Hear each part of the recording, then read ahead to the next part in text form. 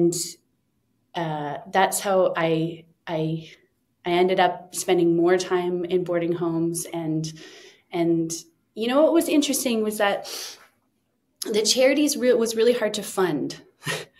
I think this is an interesting part of it, is that because we live in a culture where we want things to be measurable, and we want to be able to put things on a graph, on a slide at a board meeting.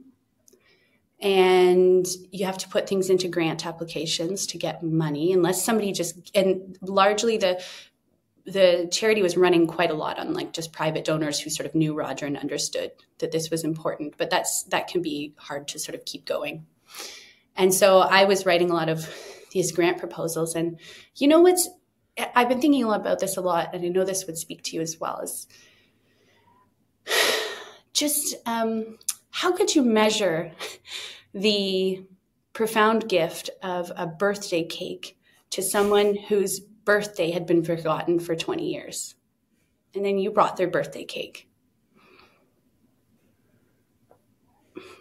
Or fixing somebody's guitar who hadn't been able to play and couldn't get their guitar fixed for years because they couldn't afford the $20 repair. And now they could finally play. How could you even express those, except for me to just say them to you, and I know that you understand that and you can feel that. But that's not something, it's not really good on a graph.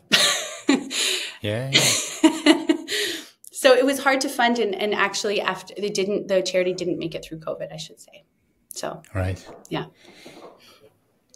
Chippers, I think if you're going to give me one more example there, I was just going to erupt in tears. So, which would have been no bad thing, but at least I guess this way I get to carry on the interview. Mm-hmm. How beautiful an observation that is, though. Like, and I really think, even in so much of, let's say, even the work that gets done corporately that are looking for different ROIs on things as well, or different proofs, or as you mentioned there in terms of needing grants, it's so fixated on outcomes and not how human beings feel, you know, and it seems like we've reduced the lived, felt experience of life to something subordinate to something that we can measure, which, you know, even I think if we all reflect on our own lives, like sometimes I wonder, like, would you have walked at all if your watch doesn't tell you how many steps you've walked?